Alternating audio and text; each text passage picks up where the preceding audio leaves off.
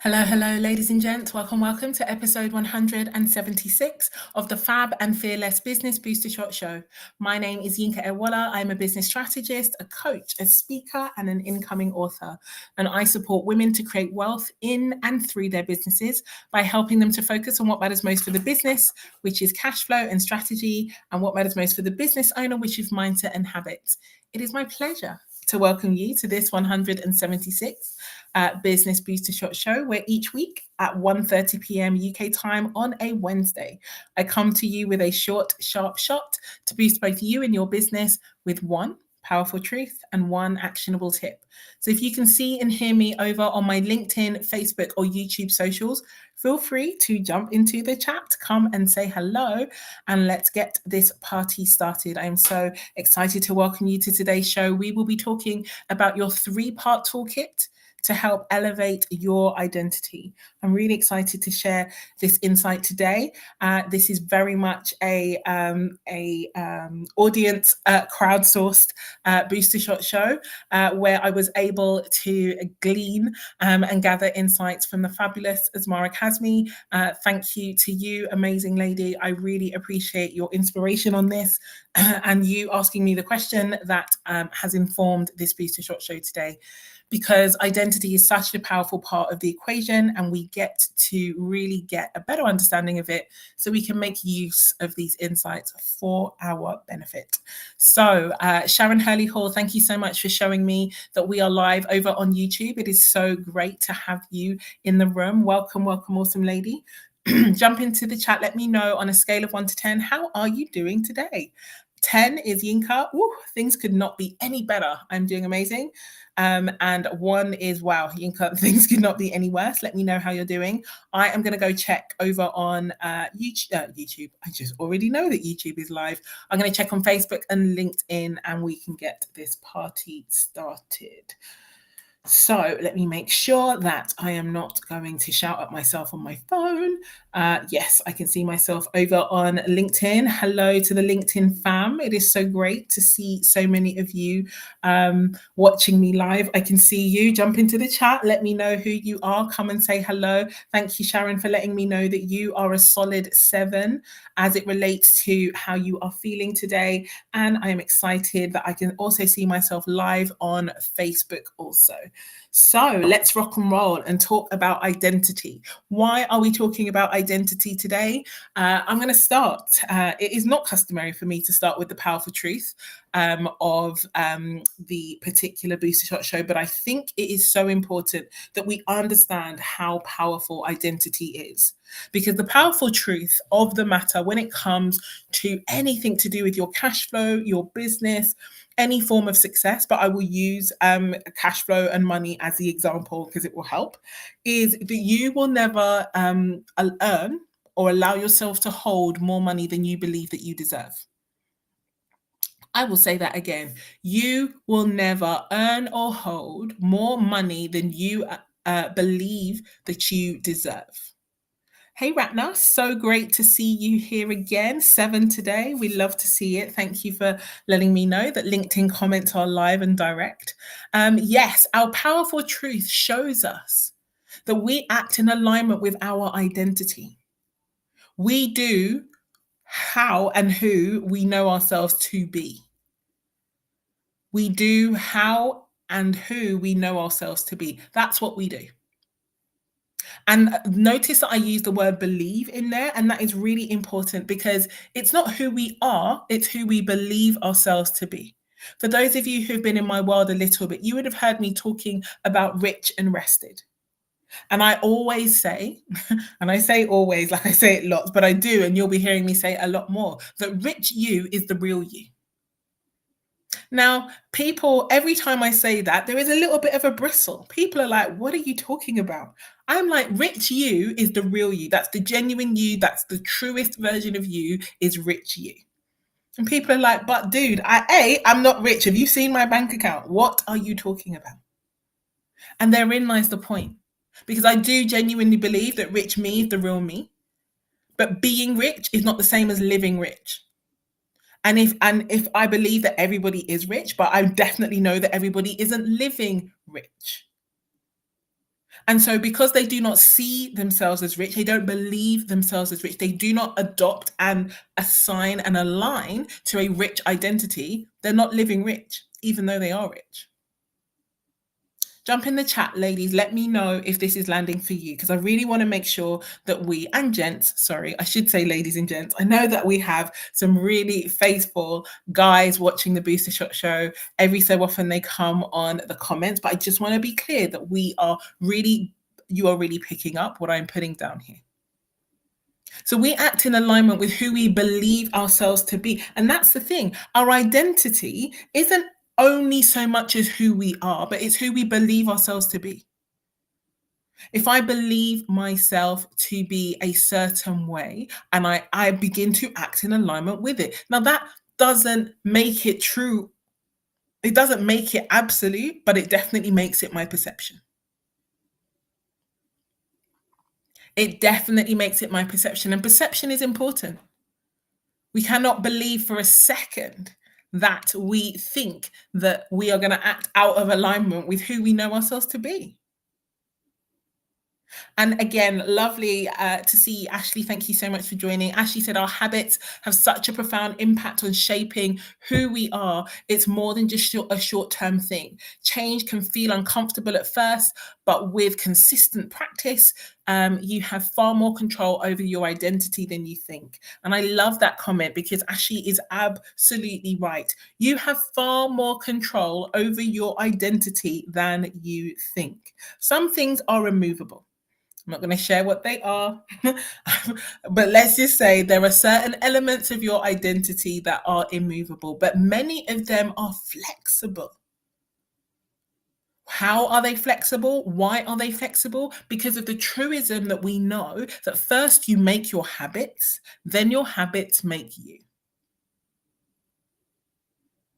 Jump into the chat, ladies. Let me know if you are grabbing this, if this is resonating for you. First, you make your habits, then your habits make you. And so people, for example, who are, I always use this example of being a worrier, someone who worries. Nobody is born a worrier, but they become a worrier by adopting a worrying habit and adopting it so automatically that it becomes part and parcel of who they are. But I have never met a newborn baby that is like a worrying newborn baby. I don't know that that is how it works. And so first we make our habits, then our habits make us. So we can see that the ability to change our identity is also available to us. And this is something that we often don't really recognize. We often use the excuse or say, well, this is just how I am. This is just how things are. No, no. This is just how I am is not a thing. This is how I have been thus far is factual. But if you want something different, you can have something different.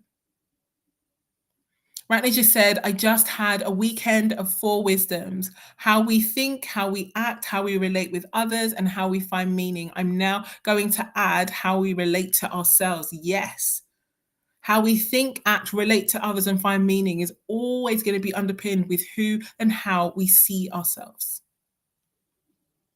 And so this is where Asmara's powerful question, shout out Asmara, became really powerful, because she asked me the question around when we are seeking to adopt a new identity, an elevated identity, which facets of that process are process-based, so has to be done over time, and which parts are literally at the drop of a hat or at the flick of a switch and are instantaneous. And this is part of what I want to share with you today, because it can feel very difficult to change our identity, to adopt a new identity. It can feel like it takes such a long period of time. It's such an involved process. It takes so much effort. And yet, it actually doesn't. And the 3 parts of the toolkit I want to give to you today hopefully give you the opportunity to see very powerfully how you get to shift this in a much more accelerated fashion. So the first thing to say is one of the important parts of identity that we often don't talk about is agreement. Is agreement. So part of what forms our identity, for example, is our experience in our birth families. And the fact is that we are called many things in our birth families. You might have been called the smart one, the sensitive one, the clever one, the naughty one, the rebel, the black sheep, the stubborn one. So you may well have been given some titles and labels by your family. And yet, it's only if you agreed with them that they become part of your identity. It's interesting. In my birth family, I was given a not a very positive title that I never agreed with.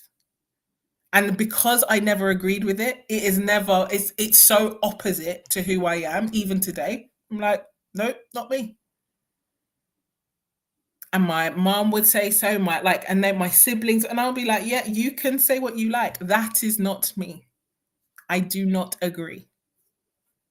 And because I did not agree, I simply saw it as something to cast off. And even now, if someone were to call me that, I'd be like, it is not me. And so the thing I want you to be really clear about is the fact that we have to agree in order for a change to actually take place in our identity. Someone can call you whatever you like. I can keep saying, Richie is the real you. Right now, Sharon, you are the ones that I can see in my comment section right now. Ashley, I can say that you are a millionaire. And the thing is that if you don't agree, then it was just a nice thing I said to you. Ladies, agree already. So yeah, it's really important to note that for something to become part of your identity, you have to agree to it being part of your identity. Now, the reason why you will agree is due to these 3 parts of this toolkit. And the first of those parts is knowledge. In order for you to agree to something to be part of your identity, you need some kind of knowledge about what it means to be that kind of person. Now, the reason why I know that rich me is the real me is because I developed and understand now a new definition of rich. A new definition of rich. And so I have the knowledge of what rich means, and therefore I have a new knowledge that I am and have always been since the day I was born, rich. You need knowledge of what it means to be that kind of person in order for you to have a clear understanding of what it means to be that kind of person. And this is where, in my conversation and in the question I was asking, or I was answering, I said, more often than not, we can make a decision about being a new type of person instantaneously. We can decide instantaneously. What I have discovered, even as I was preparing for this particular session, is we make a decision and then we don't even agree with the decision. We call ourselves something new and then we don't agree that we are now that new person. So it becomes a label rather than something that we get to imbibe and embody as an identity.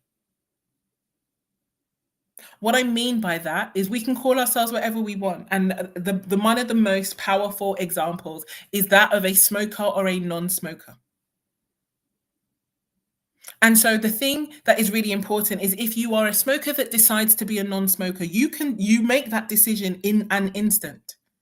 But you then have to agree with that decision. And in order to agree with that decision, it means you have to release the previous identity. That's what we tend not to do. We tend to say, yep, I'm a millionaire, but I don't have $1 million right now. So I'm going to still act like a broke or some other heir, 100 heir, 1,000 heir, instead of acting in alignment with a millionaire. I want to be a millionaire, but I don't agree that I am one now. Jump into the chat. Let me know if this is clear for you, ladies and gents. I think this is an incredibly important insight that we want to really take away from this. We set ourselves new opportunities and new insights. We decide we want to be someone new, but we don't then agree with our own decision. And in our agreement, we have to release what was there before.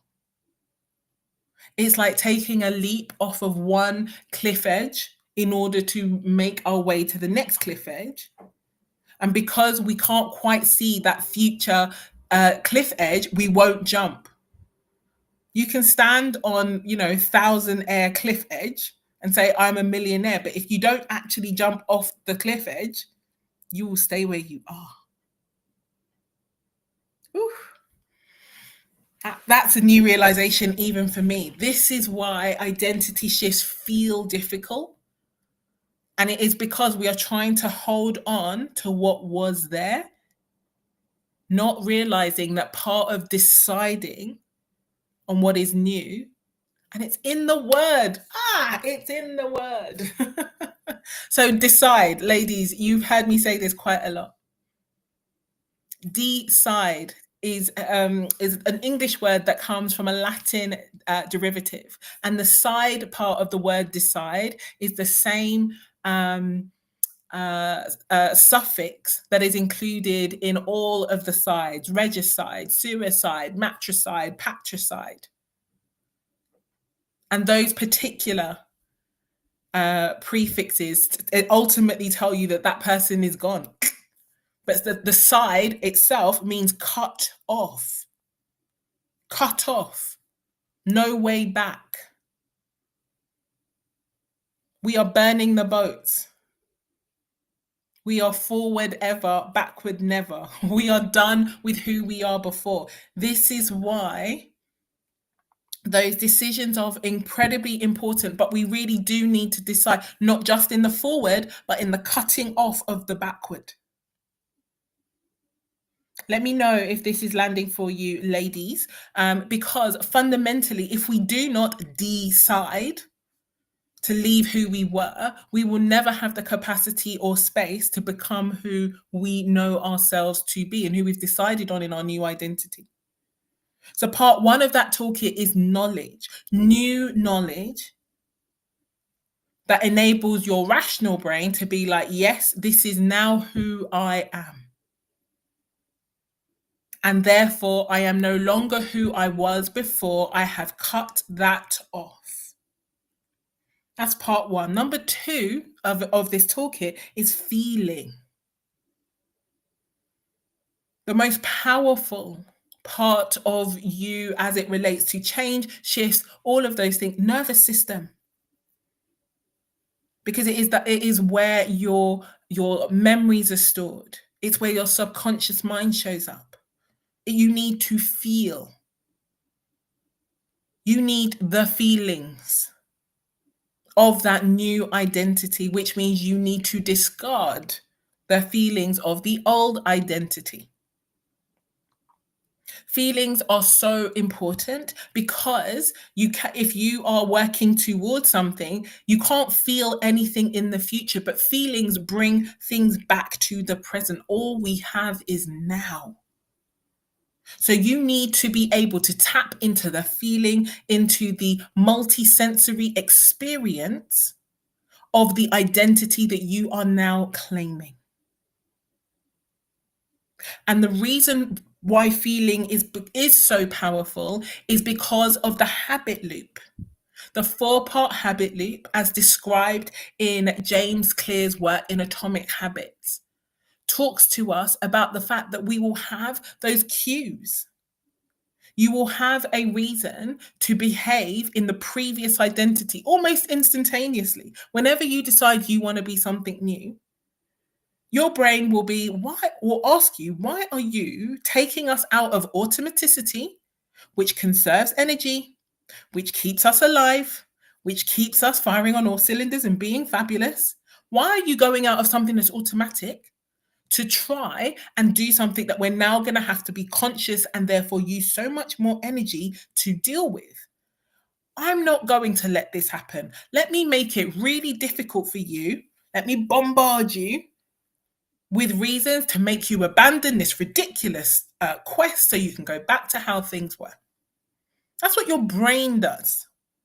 Your brain starts chucking obstacles at you to get you to go back to what was automatic because your brain's primary directive is survival, safety, and security. So you have to tap into feeling because you need to be able to feel in the now. I say this all the time, but a future six pack is never going to taste as good as a current, present day in your mouth. Choose your food of choice, hamburger, Haribo sweets, call them whatever you like. But the thing that you love to eat right now is always going to taste better than a future six pack, which is why you need to be able to bring the feelings in right now in order to be able to make decisions in alignment with who you know yourself to be. So number 1 was knowledge. Number 2 was feeling. The third part of this toolkit is experience. You need a new experience. And the experience that is most powerful is simply acting in alignment with that new decision. Up to that point, you believed a certain thing, behaved a certain way, and you have mountains of evidence that you were that kind of person. And it's right because you were. But when you make a new decision, you are today years old when you make that decision, you have decades of evidence to the contrary. So what you are going to now need to do is to develop an evidence bank or an experience bank to align with your new identity. And to be fair, the fact that you even made that decision in the first place means that you already have some of that evidence. You already have some of that evidence of the new identity, even in the old experiences. You just have to find them. You just have to find them. You want to know yourself to be the kind of person who does what they say they're going to do, who is willing to align themselves to a goal and actually pursue it, who is willing to pursue something relentlessly, persistently. You need to build the evidence. But more importantly, you need to recognize that the evidence that you have right now aligns to that previous experience of you, that previous version of you. But it is all just habitual. First, you make your habits, then your habits make you. And so you get to change the response to the cue in that habit loop with a new response aligned with that new identity. And that habit will begin to make you somebody new. And I say new, and I was trying to think of a different word, but new is the one that came out. You're not new. You're just seeing yourself new. You're seeing yourself differently. So yes, I respect the notion of becoming, but actually I'm more aligned to the notion of unveiling. That version of you was always in there. You were just distracted doing other things. Because honestly, becoming feels effortful, whereas unveiling is simply just taking off the layer that was confusing the issue. That's why I align with it more. Let me know if your preference is more of a becoming or an unveiling. But the long story, very, very short, is that you get to decide who you be in an instant. You get to confirm that decision as a process. But what we don't need to do is beat ourselves up when we're like, oh, this is not coming automatically to me. This is not an automatic habit. No, it isn't.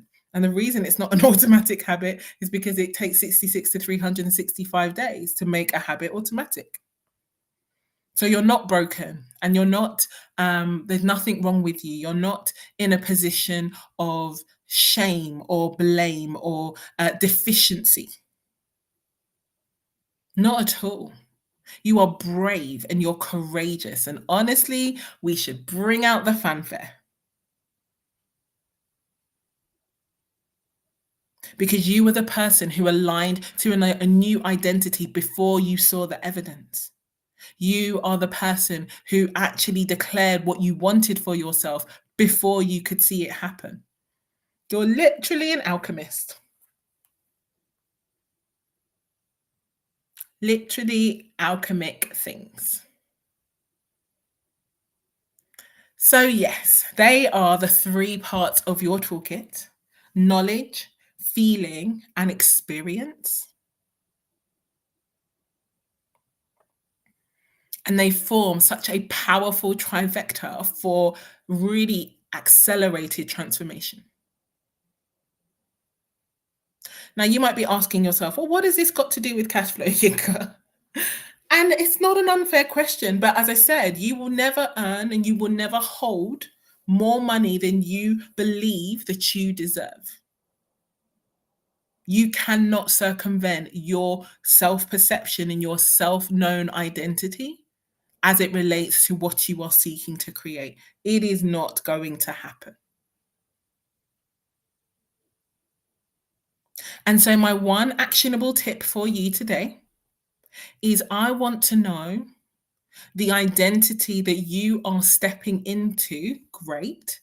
But even more powerfully, I want to know the identity that you are leaving behind, because that is often the piece that we don't reckon with and therefore stands in the way of us truly unveiling that next level of support, that next level of identity, that next level of whatever it is that we are seeking to pursue. So, what are you stepping into? And what are you cutting off for good? What are you leaving behind? What are you no more? And for a non smoker, that would be I am stepping into the identity of a non smoker. I am no longer a smoker. Smoking is not the kind of thing that people like me do. What is that equivalent for you? Right, ladies and gents, that is everything I wanted to share with you today. I also wanted to share that in light of this identity conversation, one of the most powerful things that you get to have in order to really get clear about the identity needed to create a new result is a game plan. You need to have a clear understanding not only of what you are seeking to achieve, but some of what it takes to actually get there so you know how you need to show up. And so I decided to run a little experiment. I do a lot of different things in a lot of different spaces. One thing I never do is open up my calendar to have singular one-off slots with people. I don't even have access to like Calendly or TidyCal. I don't use them. They really, yeah, they trigger me. But I am making that opportunity available. I was going to say four, but one of the slots has already gone to three women who want to create a cash flow success game plan. You need that game plan in order for you to understand the identity you need to unveil. Now, these game plan sessions are such a vibe. We get under the skin of what has been going on with your cash flow thus far. We then have a look at the levers that you need to really accelerate that cash flow. And then we will develop a 30-day game plan for you to pick up. And again, I'm like, choose your adventure. Do you want 10K in that 30 days? Do you want 20K? Do you want 30K? We develop that game plan just for you. These sessions, there are only three. And the reason that there are only three is because they have the wildest price point that I ever give my actual time to actually do work on.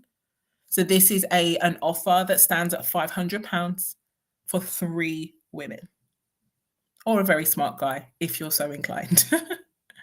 If you want more information, feel free to drop the word game plan either in the comments where you are seeing this or in the DMs, and I will share more information about this for you. But in the meantime, I hope that these 3 insights around knowledge, feeling, and experience have really helped you to cut yourself some slack when it comes to this identity piece. You're doing amazing, and now you get to do even better. And so, with that, that's everything I wanted to share. Please share your biggest takeaway in the chat. Thank you so much for joining me live. Tag a friend who you know needs to hear this message today. And I look forward to seeing you in the spaces. Take care. Have a good one. I will see you all soon. Bye bye.